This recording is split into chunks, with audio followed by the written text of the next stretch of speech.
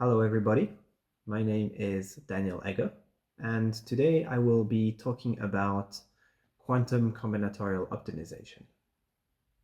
And in particular, throughout these courses, we will be discussing the problem classes that we consider, how we go from quadratic unconstrained binary optimization problems to Ising Hamiltonians, and then we'll start looking at how we can deal with these problems on quantum computers. We'll discuss the adiabatic theorem, adiabatic annealing, and then we'll discuss QAOA, and then extensions of QAOA, and finally some considerations when executing QAOA on quantum hardware. So without further ado, let's start talking about combinatorial optimization and in particular problem classes. Now, combinatorial optimization is a topic that is present in many different industries. And I want to first go through one or two examples so that we really understand what we mean by combinatorial optimization. Now, one example that is often very present in industry is portfolio optimization. The canonical example of portfolio optimization is the Markowitz portfolio optimization. The goal here is the following. We have an investment universe made of assets, and we want to select the best assets in this universe in order to maximize our expected return and to minimize the risk to which we are exposed. And the way that you can interpret this is that each dot here corresponds to a possible combination of assets. And we want to find the combination of assets here that maximizes the return and minimizes the risk. Now, there are many different formulations of portfolio optimization. One that we are typically encountering very often is with continuous weights, as shown here. And what we have in this particular case is a certain amount of our capital allocated to the different assets, and then we have a quadratic term here, which expresses the risk in the portfolio, namely by how much the portfolio fluctuates, and then here we have the return part. And basically, we minimize this objective under certain constraints. For instance, we want to allocate all of our capital. Now, we can also come up with a binary formulation of this optimization problem where the decision is simply, do I invest in an asset or do I not invest in this asset? And this is the formulation that is shown here below, where the decision variables now are binary, either 0 or a 1. And then we can also impose budget constraints, like we say, we want to invest into a certain number of assets. And then, of course, we have mixed formulations to these problems where we might have continuous weights, but certain binary constraints, or maybe the other way around, right? So there's a very large spectrum here of optimization possible within this simple example that we showed. Going forward, another type of combinatorial optimization that is often used as an example to illustrate combinatorial optimization is the maximum cut problem. You might already have heard about it within this lecture series. Now, the way that max cut works is the following. We have a graph, and we want to partition the nodes of this graph into two sets in such a way that the number of edges that is traversed by the cut is maximum. And so you can see this cut here drawn in a pictorial fashion. If I want to put this out in a mathematical formulation, this would look like this. I have my graph with an edge set E and a node set V. And n is the number of nodes, and what I want to do is I want to maximize the number of edges that are traversed by a cut. And here for each node in the problem, I have a decision variable, and this decision variable is either 0 or 1, depending on which side of the cut the node is on. So you can see in this diagram here at the top that these two purple nodes are on the same side of the cut, and these gray nodes are on the other side of the cut. And this then basically means that I have a cut that goes through these edges here, traversed by the line that I'm now highlighting. Now, an important thing to know is that for a lot of optimization problems, there are already very efficient and powerful classical solutions that exist. Some are heuristic, and others also have guarantees. For instance, there is the celebrated Gurmans-Williamson algorithm, which already gives us an approximation ratio of around 87, 88% of the size of the maximum cut. So this is already pretty decent. And this is an algorithm that runs in polynomial time, and it provably gives you cuts with this particular size here. So keep this in mind. When we deal with combinatorial optimization, we are always going to have classical algorithms that are extremely performant at dealing with these problems. Now, as already hinted at, there is a whole spectrum of types of problems to deal with. There are problems with continuous variables only, and these are typically fairly easy to tackle with on classical machines, and the reason for this is that we can exploit gradients to efficiently navigate these problems. And then we have problems here that have integer variables, binary variables, but also that mix, let's say, integer variables and continuous ones. And there are many different classical methods to try and address these, like, for instance, brute force search, which by the name doesn't scale particularly well, but also warm-stop methods, for instance, relaxations that take us from a discrete space to a continuous one, and then we apply some rounding methods on them. Semi-definite programming, for instance, Gurmans-Williamson relies on this, is a way to tackle these problems. And then there are a lot of very performant classical solvers like Cplex and Gurobi that can very efficiently solve some of these problems. Now, when we look at quantum methods to deal with these, I think we need to make a bit of a distinction between noisy hardware and fault-tolerant hardware. For methods that run on noisy hardware, which is typically what we are dealing with, we have mainly heuristics, and this is what we will explore in this lecture series. More specifically, we will talk a lot more about QAOA, for instance, and how it works, right? So keep in mind also that when we talk about quantum combinatorial optimization, the nature of the algorithms that we run is going to be somewhat influenced by the type of hardware. And here we were going to be focusing on hardware that is noisy. Now, let's take a look at an example of a combinatorial optimization program, namely a quadratic program. This is a program that is defined by a quadratic form, as shown here. We have the decision variables x connected by a matrix, and then we can also have a linear term on it. And typically we will be interested in minimizing this particular formulation here, subject to various constraints. For instance, the ones that you can see here, right? Now, as mentioned, the decision variables x, they can be continuous, integer, or binary. And going forward, we will be interested in the binary case. Of course, if you're looking at integer, which is also difficult, you can reduce that to a binary formulation as well. Now, one thing also to keep in mind is that a quadratic program supports both equality constraints and inequality constraints, as you can see here. Now, as you will see in the following parts of this lecture, the quantum computers, they tend to support a way to describe these particular quadratic formulations in Ising Hamiltonian. And this means that we need to be able to recast these equality and inequality constraints into a quadratic form. And the way that you can do this is fairly easy. If I take the following equality constraint, I can then recast this into a quadratic form where I take the difference between the left-hand side and the right-hand side, and I square it, and I penalize it by this factor m here. And this is called the big M formulation. It basically allows me to go from an equality constraints to a quadratic unconstrained binary optimization problem. You can see here that this is no longer a constraint, but a quadratic penalty term that would then enter into this part of the problem that I'm minimizing. Inequality constraints can also be dealt with in this formulation, but they do require a little bit more thinking because we now have this inequality that we need to deal with.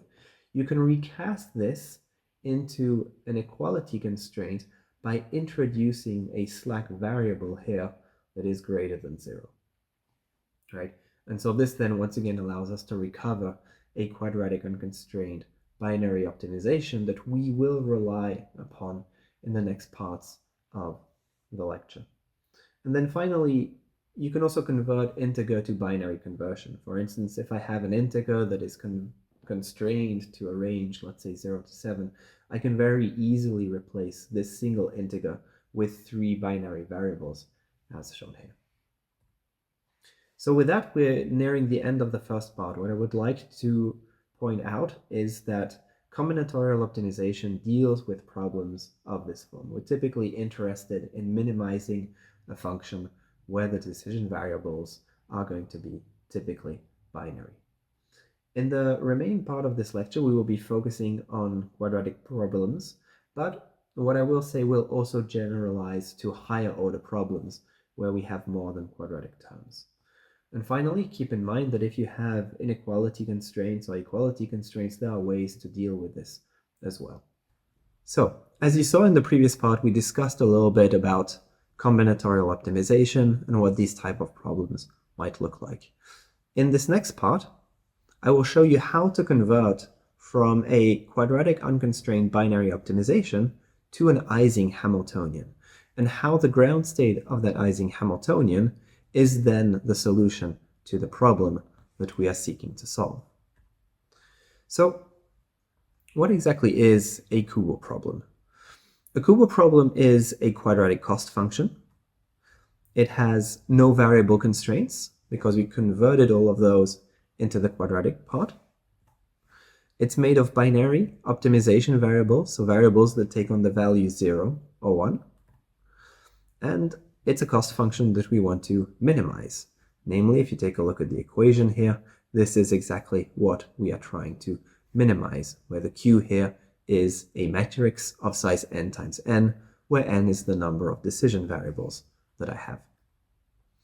So let's take again a look at MaxCut as an example of a QAOA. We have the nodes and we have the edges, and the goal is to partition this group into two such that the number of edges connecting the nodes from the different groups is maximized. So this very naturally leads to binary optimization variables 0 and 1, which indicate which node or which size of the cut, on which side of the cut that the node is on. Now, if you look at the graph, this can also be a weighted graph where we assign an edge weight to the graphs.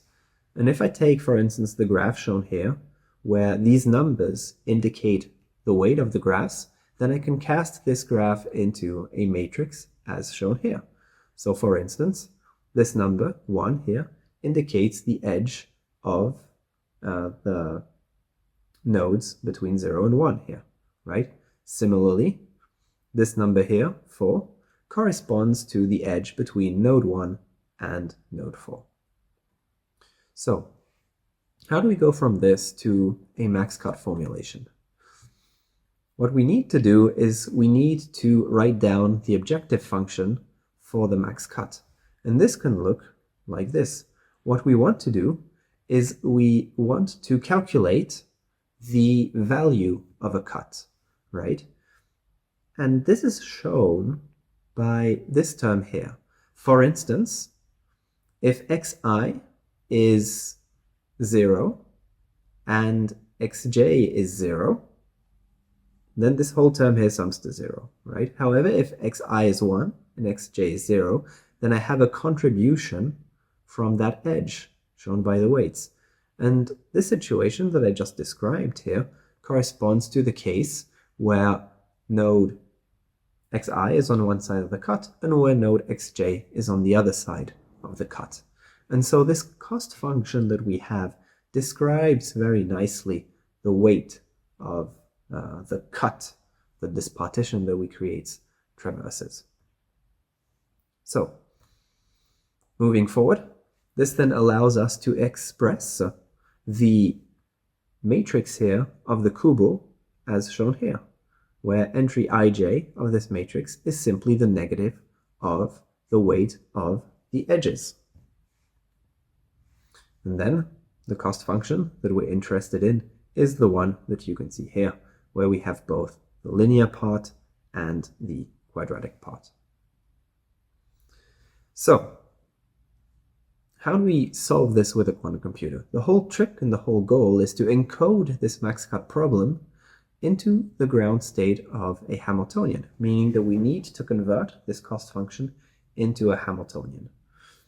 And then the state that we are looking for is the one that minimizes the energy, right? So remember here that the energy is simply the expectation value of the Hamiltonian over the state that we are considering. And basically, this Hamiltonian encodes our cost function. The Hamiltonian that we want to consider is one that is diagonal, and each entry on the diagonal has the cost function for that particular basis state. And so this is what this equation here is showing you. And basically, if we manage to do this encoding, this basically means that finding the ground state of this Hamiltonian will also be the state which has the lowest energy, and therefore that minimizes the cost function. And so basically now we have a Hamiltonian formulation of this problem. So we need to find a mapping from cost function to Hamiltonian. And the way that we do this is through the following change of variables.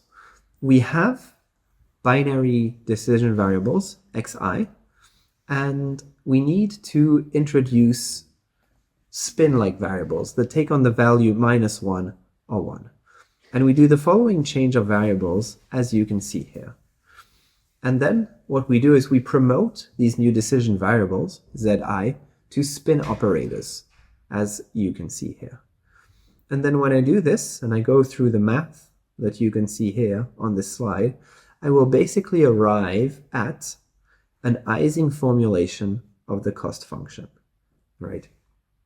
And typically what this will do, or what we will need to do, is to minimize these type of terms here, expectation values, in the Hamiltonian. So, quickly to summarize, in combinatorial optimization, we are often dealing with Kubo problems, and as we saw on the previous slide, we can map these Kubo problems to Ising Hamiltonians such that the ground state of that Hamiltonian is the solution to the problem that we are looking for. And typically the way that this is done, as we just said on the previous slide, is we go from binary variables to spin-like variables that take on the value -1 and 1. And then whenever we have these spin-like variables in our decision problem, we promote them to Pauli Z matrices, and this then basically gives us the Hamiltonian that corresponds to the problem. And now what we will need to do is to find the ground state of that Hamiltonian. So now in this part, we will start discussing some of the algorithms that we have, or methods that we have to find the ground states of these Hamiltonians. And in this third part, I will be talking about the adiabatic theorem and adiabatic annealing. So the idea behind the adiabatic theorem is the following. If I start the system, or the Hamiltonian, in its ground state, and then I perturb the system slowly enough, then it will remain in its ground state. And this is what you can sort of see here, right? If I start from this particular potential here, and then I slowly change it and introduce a few extra kinks into it, then the system, or the state of the system corresponding to this dot here, will always stay into a state of minimum energy. And this is the guiding principle behind a lot of what I will be showing in the next slides. So let's take a look at adiabatic annealing. To be specific, we're going to consider a Hamiltonian that has this form here. I have some quadratic terms here, zi, zj. There might be weights in front, there may not be weights. For the sake of this example here, we'll consider an unweighted problem. And then we have this transverse field applied to it. And in this particular setting, I can vary the strength of this transverse field and the strength of these quadratic terms. Now, the Hamiltonian that is made of only the x terms, this one here, is the initial Hamiltonian. And it's the initial Hamiltonian because it's easy to prepare the ground state of this Hamiltonian. And the ground state of this Hamiltonian is simply the equal superposition of all states that the qubits can take, namely shown by this here. Next, the second part here is what I will be referring to as the problem Hamiltonian. And this may have additional terms, it may have a bit more complexity, but this is the Hamiltonian whose ground state we are really interested in. Now, the parameters here, A and B, are tunable. These correspond to, let's say, these annealing schedules that I will be working with.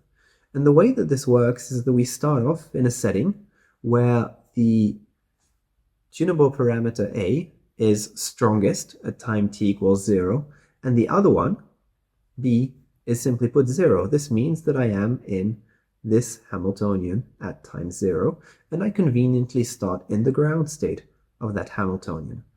And then what we do in adiabatic annealing is that I will slowly and progressively ramp down this term here in front of the mixing Hamiltonian, as we call it, and I will ramp up this particular term here in front of the problem Hamiltonian. And if I do this slowly enough, then surely enough I will end up in the ground state of the problem Hamiltonian. And then I can simply sample from this state, and the samples that will come out of this will correspond to the solutions of the combinatorial optimization problem that I'm interested in. Very good. So, as stated here, the goal is to perform this ramping up and ramping down slowly enough as per guidance of the adiabatic theorem, right? So now we can ask ourselves the question, and why does this transition need to be slow, and how slow does this ramping or the schedule need to be? Now, this has a lot to do with the energy structure of the instantaneous Hamiltonian as we go through this annealing here. So, remember that in our system, there is not only the ground state, but we have all sorts of other states that exist, and this is shown here. We have the ground state, E0, and then we have the first excited state, E1, the second excited state, E2, and so on and so forth. And the thing that is going to be driving, let's say, transitions between states is the energy gap between them. And so at this critical point here, where the ground state is closest to the first excited state, this is what we call the minimum gap. And in some cases, this gap can become very small. And we now that due to quantum fluctuations, if we don't make the annealing slow enough, then the system will jump from the ground state to the first excited state, and then potentially also to other states, right? So we need to make sure that we go through this gap slowly enough so as not to induce transitions. Now, what makes this complicated is that in complex optimization problems, this gap can become very slow. And this means that the annealing schedule needs to be very slow, or rather take a lot of time, meaning that you have a large runtime for the protocol. So let's maybe try and gain a little bit more insight into this and look at a very simple setting. And here I think it's very nice to go and take a look at the Landau-Zener example. This is a very simple Hamiltonian. It has two states, and the Hamiltonian consists of two terms, an x term and a z term. In front of the z term, we have a field which varies in time. And interestingly enough here, this delta x term will give us the energy gap between the ground state, shown here in blue, and the first excited state, shown here in red. Now, we're going to make sure that at minus infinity time, we start off in the ground state, so somewhere over here. And then we are going to assume that we have a linear ramp on this field epsilon of t. And you can go through the Landau-Zener theory, and what this is going to tell you is that you are going to be in the excited state at t equals infinity with a probability given by this expression below. Is the exponential of minus pi delta squared over 2 times the velocity. And basically what we learn from this is that if we want to avoid a transition from the ground state to the first excited state, then we need to have slow schedules. And in particular, these schedules need to be slow with respect to this gap. So this is a very nice contained example. Of course, when we're solving a combinatorial optimization problem, we have many more levels around. But nevertheless, this type of insight here provides us with some guidance as to why the schedule should be slow compared to the gap. With this, we are at the end of the third part. And what I hope to have communicated to you here is that with adiabatic quantum computing, we can find the ground state of a Hamiltonian. The way that this works is that we start off in the ground state of another Hamiltonian that is easy to prepare. And then we progressively evolve towards the Hamiltonian that we are interested in, namely the Hamiltonian that encodes the combinatorial optimization problem that we want to solve. There is, however, a caveat in that as the gap between the ground state and the first excited state decreases, the annealing schedule needs to be longer, and this then slows down the time to solution. So in this part now, I want to use the insider knowledge that we gained on adiabatic annealing to introduce the quantum approximate optimization algorithm. And this is really one of the working horse algorithms that we tend to use on a lot of our superconducting qubit hardware. So this is an algorithm that was introduced in 2014 by Edward Farry, Jeffrey Goldstone, and Sam Gottman. Now, this is an algorithm designed to solve combinatorial optimization problems. Here I've written that it can solve Kugel problems, but it can also deal with higher order problems as well. For those of you familiar with VQE, QAOA is in fact a variation algorithm and can be considered a special case of VQE. And what you'll see here is that it's basically a variational form which is based on trotterization and quantum adiabatic annealing with a classical optimization loop on top of it. So this is what I would like to now describe. So let's take a look at time evolution. As we all know, the time evolution of a Hamiltonian system is described by the Schrödinger equation, as you can see here.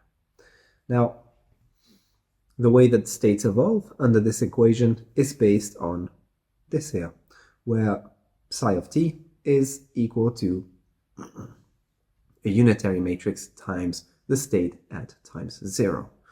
Now, in a time-independent formulation, this unitary matrix is simply the exponential of the Hamiltonian times time with this minus I prefactor here. When the Hamiltonian is time-dependent, we have to take that into account, and basically what we now have is a time-ordered exponential here. Note that there should also be a minus sign in front of this I, as shown here. Nevertheless, what we are going to do here is we are going to trotterize this Hamiltonian, and I want to explain to you exactly what that means. As you saw in the previous example, we had two Hamiltonians in some sense that we added with time-varying prefactors, the first one being the mixer Hamiltonian here, and the second one being the cost function Hamiltonian. And typically, these two Hamiltonians do not commute with each other. So what this means is that if we want to depict this annealing schedule on a digital quantum computer, we need to discretize it. And the way that this is done is as follows.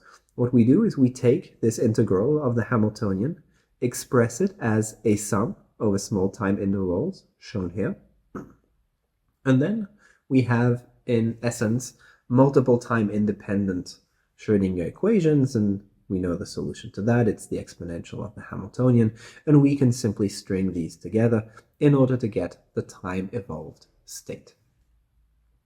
Now keep in mind that this is an approximation of the continuous time evolution, simply because if I take the exponential of the sum of two matrices that do not commute with each other, then this exponential is not the product of the exponentials, right, as shown here. And in effect, what this trotterization does is that it introduces an approximation, and the magnitude of this approximation here is proportional to the square of the time step, right? So keep in mind here that these matrices A and B, they are simply related to the mixer Hamiltonian HM and the cost function Hamiltonian HC. And this basically allows us to express a digital version of annealing. And this is done here. You can see that we alternate between layers of the cost function Hamiltonian and the mixer. So we have a first layer here, then a second layer, and so on and so forth. And this then allows us to arrive at QAOA. What QAOA does is it's going to create quantum circuits for these different parts here, for the exponential of the mixer and for the exponential of the cost function. And it's going to go one step forward further. It's going to replace the magnitude of these time steps by parameters that will be left to optimize, right? And so basically now the circuit that I am applying is the one shown here. And you can see that the first time step here has been replaced by an optimization parameter, gamma 1, that a classical optimization routine will then try and optimize. And this is where you can see that this QAOA algorithm resembles very much a variational quantum eigensolver, and that it is a special case of it. And you can also see as going forward here, we will have the parameter in front of the mixer, which is left to optimize, and so on and so forth. And we will say that a QAOA circuit has P layers corresponding to the number of times that I will be applying this block of cost function and mixer. Now note also this part of the quantum circuit. This is simply a Hadamard gate on all qubits to prepare an equal superposition of states. And now keep in mind, from a few other parts, we want to start off in the ground state of the mixer. And this is exactly what this block of gates is doing. And then finally, at the end here, we measure the state of the qubits, which allows us to draw samples. And these samples will correspond to candidate solutions of the problem that we want to solve. And there will be a little bit of back and forth between the quantum and the classical, in the sense that we want to try and find these parameters, gamma and beta, that allow us to minimize the energy. So, simply put, and just to repeat it, the steps are shown here. We define the mixer Hamiltonian as the sum of Pauli X operators and the cost function Hamiltonian, following part 2 that I discussed before, such that this cost function Hamiltonian includes the classical cost function that we want to minimize. We then apply Hadamard gates here to prepare the initial state of the mixer. This is shown by this part. And then we apply P layers here, each consisting of 2 terms, one being the mixer here, and the other one being the cost function Hamiltonian. And then at the end we measure. And then the variational approach here comes in because we want to try and minimize the energy of the cost function Hamiltonian. And we do this by trying to tune these parameters gamma and beta. And so this is where the back and forth happens between the quantum computer and the classical computer. And so you can really see this QAOA as, in some sense, a trotterized adiabatic schedule with an extra optimization loop on it. For instance, if you already take a fairly deep QAOA, you could initialize it with something that looks like your annealing schedule, and then what the classical optimization will do is fine-tune a little bit these parameters, gamma and beta, in order to try and optimize, let's say, the energy of the Hamiltonian. And what is very nice about this is that the circuit depth depends on P here, the number of layers. And so if the hardware is fairly noisy, you can then decide that you might try and operate at a lower P and then try and arrive at still producing good samples by maybe investing more effort into the classical optimization of the parameters gamma and beta. And then, of course, as you would make P larger, so make the circuits longer and deeper, then this whole algorithm will tend to resemble more and more the annealing. And this is what is very nice about it, is that in the limit of infinite P, and let's say noiseless hardware, you are guaranteed to converge to the ground state of your optimization problem, right? But of course, we want to do things in a smaller number of layers than infinite number of layers. So let's go for a quick summary of QAOA.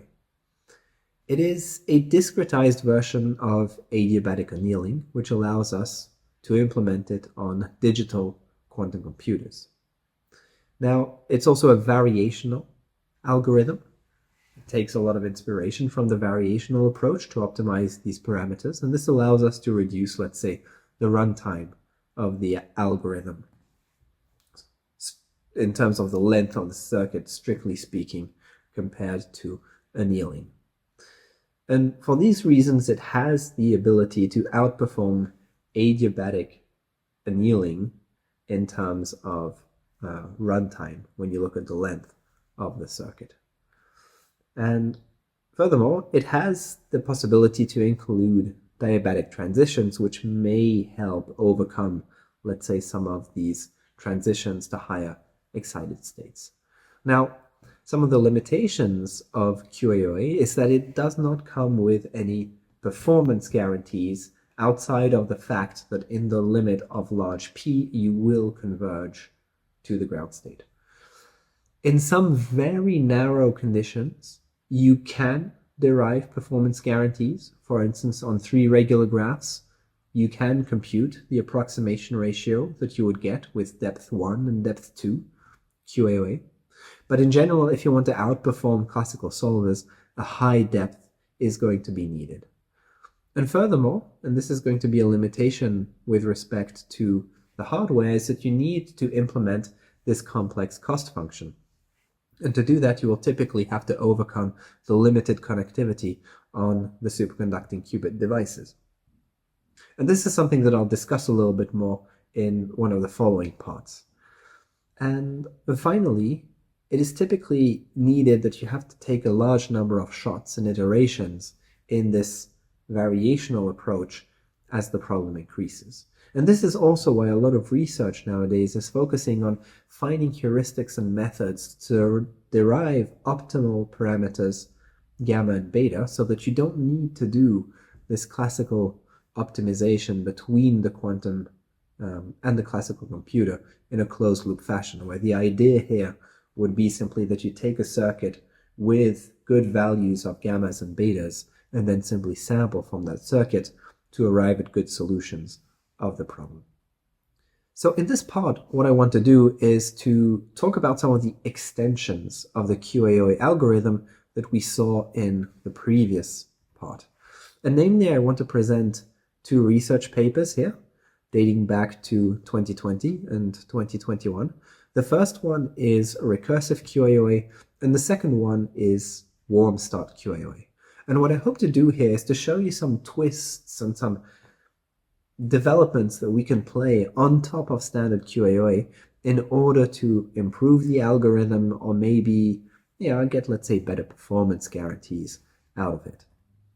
And so without further ado, I will start with the recursive QAOA, which was a paper by Sergey Bravi published in Physical Review Letters. Now, the idea is that we want to apply QAOA multiple times, and at each step we will reduce the number of variables in our problem by 1. So we start off with an n variable problem, as shown here. And then we apply QAOA to it, and we will get a certain state here, right? Then what we do is we perform a variable reduction. And the way that this works is the following. I will sample from this QAOA state, and I will try and evaluate the correlation matrix between the different correlators, as shown here. And then the 2 decision variables, Zi and Zj, that have the largest correlation in magnitude. This could be a positive correlation, it could also be a negative correlation, but it's the largest one in magnitude. I will take this one, and use it to perform a replacement of the variables. Namely, what I will do is I will substitute variable zi with variable zj times the sign of this largest in magnitude correlation. And by doing this, this allows me to go from a decision variable with n problems, or rather problem with n decision variables, to a problem with n minus 1 decision variables. And then basically we simply repeat. If the problem is not small enough, then we apply this form of QAOA and variable reduction once again. And this is why this is called recursive QAOA, simply because I will be iterating this variable reduction in QAOA multiple times until I'm satisfied with the size of the problem. And what this means is that when this problem has become small enough, I should then be able to deal with it with other methods. And so basically the output from this RQAOA is a list of substitutions. And these are the substitutions that are exemplified here, for instance. Perhaps variable 1 might be negatively correlated with variable 5. So for instance, if variable 1 were to be 0, variable 5 could be a 1. Or variable 2 and 3, they could be positively correlated, namely that if z2 would be 1, z3 would be also 1, for instance.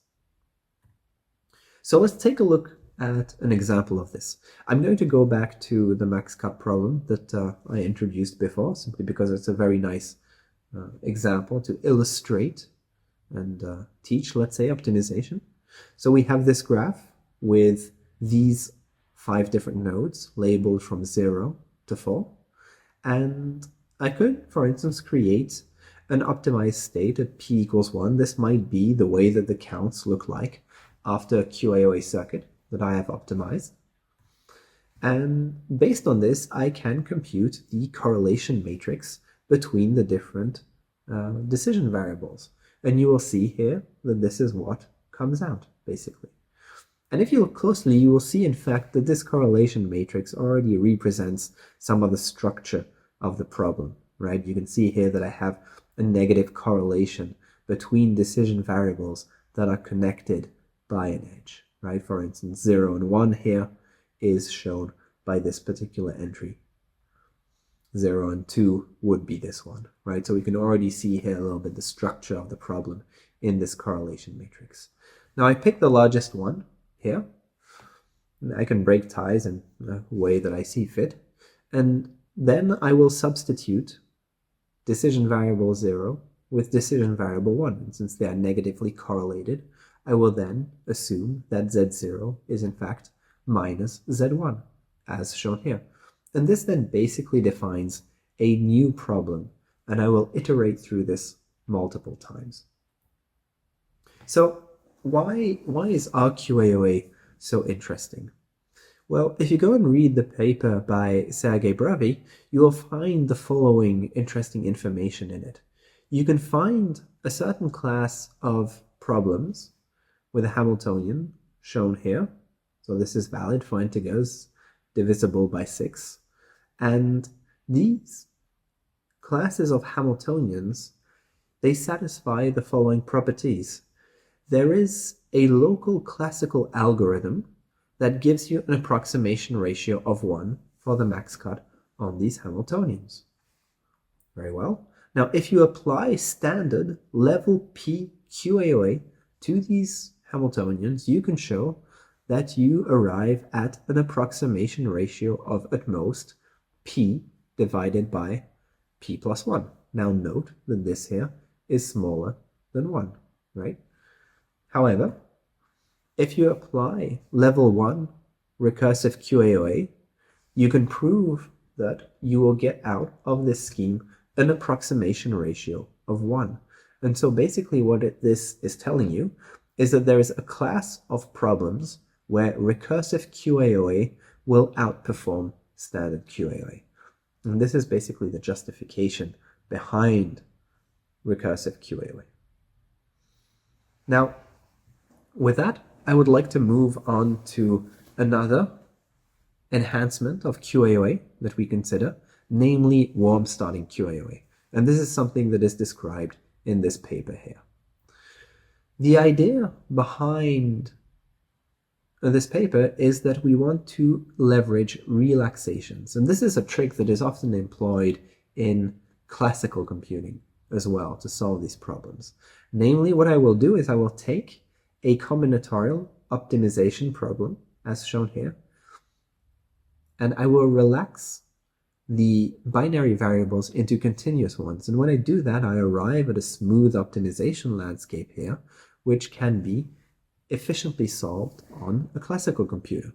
And this holds if this matrix Q is positive semi-definite. Now, let's see how this works in practice. The way that it works is the following. I have taken my binary variables and relaxed them into continuous ones and solved the corresponding problem. What this is going to give is it is going to give solutions to the relaxation where these solutions are now continuous within the range 0 and 1. And what I will do is I will prepare a state in the quantum computer which corresponds to this continuous relaxation. And this is shown here. You can see now that the mixer is no longer a set of Hadamard gates, but it is in fact RY rotations parametrized by the result of this relaxation, shown here. Now, you might remember that, okay, if I do this, if I change the initial state, I also need to change the mixer. And this is what we do here. In this work, we derived a form of the mixer such that the initial state here is also the ground state of this new mixer. And you can see here that this new mixer is parametrized by the same beta as it was before, but in addition, we also have the theta parameters shown here. And these theta parameters are obtained from the classical relaxation of the binary problem to the continuous one. And so the circuit that we are seeing here is basically the essence, if you will, of Wormstadt QAOA. So there is a few things to keep in mind. Let's say that if these results from the relaxation that we get are in the interval 0 to 1, excluding the points 0 and 1, then the initial state will have some overlap with the optimal solution. This is guaranteed.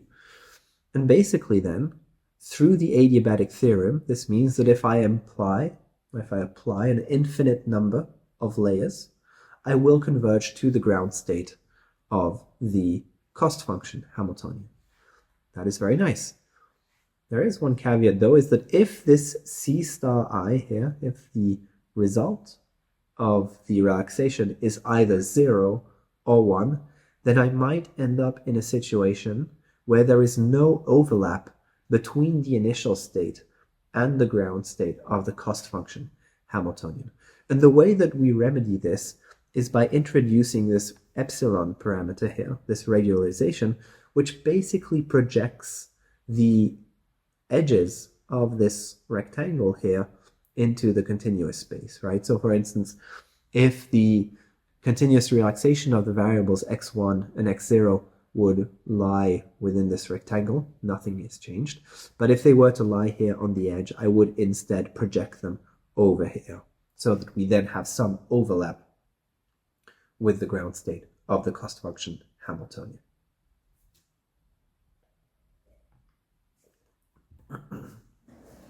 So let's take a look at Wormstadt QAOA in practice. For this, we will be considering the Markowitz portfolio optimization that I introduced in the first part. We will be seeking to maximize our return and minimize our risk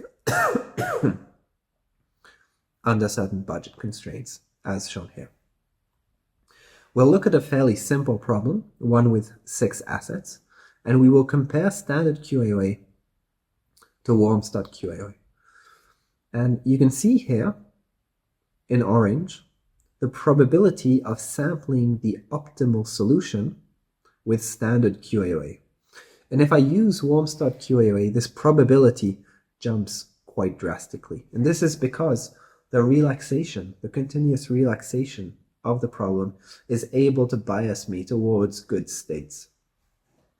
What is also interesting here is that if you look at the energy, you will see that the energy is smaller for shallower depths, meaning that it also makes it easier to implement on the hardware, because in practice I would need less layers here, P, to implement. And then you can also do a sanity check, and this is what is shown here by these blue curves. What we did here is we started off the system in the continuous relaxation, but we did not adjust the mixer. And this is what we mean here by normal mixer. And you can see that if you don't do this, the results are really not that good. The energy doesn't improve to lower values as it does for the proper warm start and the standard QAOA. And this really shows a little bit the interplay between the fact that the initial solution should be the ground state of the mixer that you are using. And so in summary, what we've done in this part is that I have introduced recursive QAOA, where we apply QAOA multiple times to reduce the size of the problem. And this has better performance on certain classes of Hamiltonians. And then in the second part here, we discussed the warm start QAOA, where the intent is to leverage relaxations and randomized roundings. And what is nice about this is that this can inherit some of the performance guarantees of the classical approaches. And so with this, I'm at the end of this part. So in this part here, what I want to do is I want to discuss some aspects of executing QAOA on superconducting qubits. We won't go into too many details, but I want to point out some of the key steps that one needs to pay attention to when running these experiments. And maybe you might have heard about this, but one model of execution that we like is the Qiskit patterns. And the Qiskit patterns, they have essentially 4 steps. The first one is the problem modeling. Taking, let's say, your classical combinatorial optimization problem and then modeling it in a fashion that is amenable to a quantum computer. And basically what this means is creating quantum circuits. And as you've been paying attention, you know very well that this corresponds to creating quantum circuits like those of QAOA or warm start QAOA or so on. And then a step is the hardware execution, right? Okay, so once we have the circuits, we also need to optimize them. That's a very key point that I will actually dwell upon a bit more in the following slides. Now, once we have our optimized quantum circuits, we need to execute them on the hardware. And this, for all intents and purposes, typically means sampling from these quantum circuits at the end.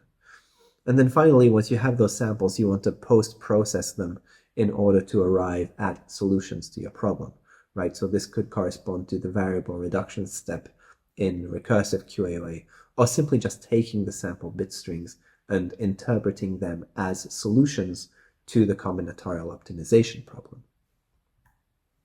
So we already know about problem modeling, but here I want to emphasize one point that we haven't touched upon too much up until now. When you look at a combinatorial optimization problem, there are often many different ways to model it. For instance, you could choose to model it as a kubo, or maybe you could model it in some other fashion. For instance, maybe the problem is natively a higher order problem, like for instance, the lab's problem, which has 4th order terms. You could decide to either keep that 4th order structure in the problem, or to introduce, for instance, extra variables in order to reduce it to a kubo formulation. And so keep in mind here that often problem modeling is done in such a way to make the problem at least somewhat amenable to solvers, be it classical solvers or quantum solvers. Now, let's say that we have modeled our problem following a kubo and that we have derived quantum circuits for it. We now have an idea of what these QAOA circuits might look like. We start in an initial combination of all states, and then we apply the cost function Hamiltonian and the mixer and so on. But there is a lot of things that then need to happen to have a good execution on the hardware, the first thing that we need to do is we need to select good qubits. Those would be qubits that are not too noisy, that are not plagued by, let's say, two-level systems or noise, that have good coherence times and so on. So we want to select a good physical set of qubits. And furthermore, we have one extra degree of freedom. We do not need to have decision variable 0 correspond to qubit 0. In fact, we can permute this ordering of decision variables to qubits. And this is what I refer to as the initial mapping. And there's many different ways to do this. You have, for instance, the Sabre algorithm that has its own initial mapping. And this is a heuristic one. It works in any situation, right? But you can also have problem-tailored initial mapping, like the SAT mapping, which is described in a paper by Matsuo-san et al. And so, by leveraging this initial mapping, we can often make the circuit somewhat easier to implement on the hardware. Now, another thing to keep in mind while dealing with superconducting qubit hardware is that the connectivity between the qubits is limited. You might remember an older backend that we had here, IBM Guadalupe. This was a 16-qubit machine, and you can see here the coupling map of this device. So what this means is that each node is a qubit, and each edge corresponds to a 2-qubit gate that I can natively apply in the hardware. Now, in practice, many optimization problems that we are interested in are dense, and this is shown here on the left.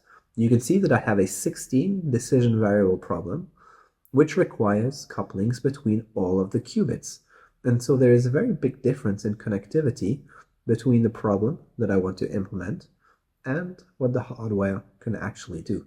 And this is where routing comes into play. We need to apply swap gates in order to bring distant qubits close to each other so that we can actually implement the cost function Hamiltonian. And you need to do this in a fairly intelligent way in order to be able to reduce the overall depth of the circuit. Now, what is very nice in combinatorial optimization is that the Hamiltonian is diagonal. It's made of Pauli Z terms. And basically, this means that they all commute, and so we can have a little bit of freedom in terms of which terms we apply first. And we can choose these terms in such a way that it makes the circuit somewhat less deep, right? So for instance, by applying maybe, I don't know, terms between qubits 10 and 12 in parallel with the ones between 2 and 3, right? And so this will lead to somewhat more compact and shallower quantum circuits. And then another aspect to consider when optimizing the circuits is to employ methods of noise suppression. For instance, dynamical decoupling. This is a well-known method. It definitely predates the reference that I have given here, but this is sort of a nice modern summary in some sense. Dynamical decoupling is going to find the idle times in the quantum circuit and insert sequences of single qubit gates in order to try and decouple the system qubits from the environment to which they're exposed. And this basically allows us to suppress some of the noise present in the quantum circuit. Now, depending on the hardware, and if we have access to either fractional gates or the pulse level, we might be able to do further optimizations by which we scale, for instance, the cross-resonance gates in order to arrive at even more compact schedules to execute on the hardware. So keep in mind that circuit optimization can involve a lot of steps, like initial mapping, swap routing, noise suppression, and so on. Then, on the hardware execution, typically we want to choose between a sampler or an estimator primitive. Now, typically in optimization tasks, we are interested in samples, where we want to sample candidate solutions from the quantum circuits. And this is simply because we want to find the configuration of the decision variables that allows us to minimize this cost function. But that's not necessarily always the case, right? If you took a look at the recursive QAOA algorithm that I mentioned in one of the previous parts, there we actually only need to evaluate the correlators. And this is now a situation where we are dealing with expectation values. And so basically here, we would be interested in using the estimator primitive for recursive QAOA. Now, another thing that could also maybe guide our choice between the sampler or the estimator is what kind of aggregation do we want to use? Typically, when you look at an expectation value, you are taking an average over the samples. But there are different ways of aggregating the samples that we could leverage. There is, for instance, the conditional value at risk here, which basically tells us to only consider the alpha best fraction of the samples. So for instance, for each sample that I take, I can run it through my cost function, and then I can order them in terms of how well they did with respect to this cost function. And then I only consider the alpha best fraction of these. And in some of the recent work, we have also shown that the SIVA has some nice properties in terms of helping the optimization and get noiseless expectation values. And then finally, you need to, let's say, post-process the samples that you have drawn from the hardware, right? So for instance, in standard QAOA, we would simply interpret the samples that we measured as solutions or candidate solutions to the optimization problem. In recursive QAOA, we need to do a little bit more legwork, and we need to actually aggregate these samples into expectation values and correlators so that we can decide which variables we want to substitute. So this was, in a nutshell, some of the things that you need to consider when executing on hardware. And what I want to do with this slide here is to give a bit of an example of some of the recent work that has been done on superconducting qubit hardware, investigating optimization tasks, right? And here I've picked out candidate examples which run on typically a fairly large number of qubits. So for instance, in this work here by Samantha Barron and her collaborators, we were looking at, let's say, sort of ways that the SIVA can help arrive at, let's say, noise-free expectation values, right? Then, as quantum computers scale, another question is, how do you benchmark these? And what is discussed here in the work of Meeson and his collaborators is a way to look at universal scaling laws, like the Kibble-Zurich mechanism, and use deviations from that universal scaling in order to benchmark quantum computers.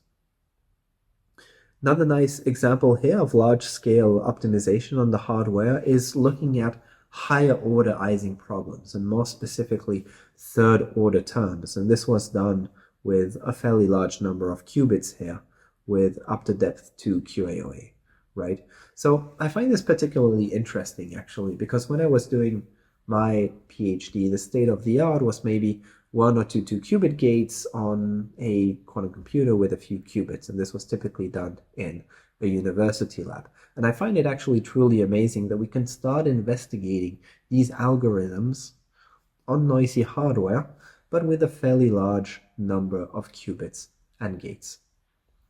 Now, in the 3 previous papers that I mentioned, the topology that was used was the hardware-native heavy hexagonal topology of the hardware. This is nice for exploring things in certain conditions, but ultimately, I think the end goal of quantum combinatorial optimization would be to represent any arbitrary connectivity on the hardware. And this was done in this paper by Stefan Zack, where we looked at random 3 regular graphs, and we did this on depth 2 QAOA up to 40 qubits. And you can see that the quantum circuits that this generates, they are starting to become fairly deep and also fairly wide. And it's already interesting to see that you can still pick out some signal for problems that are this large.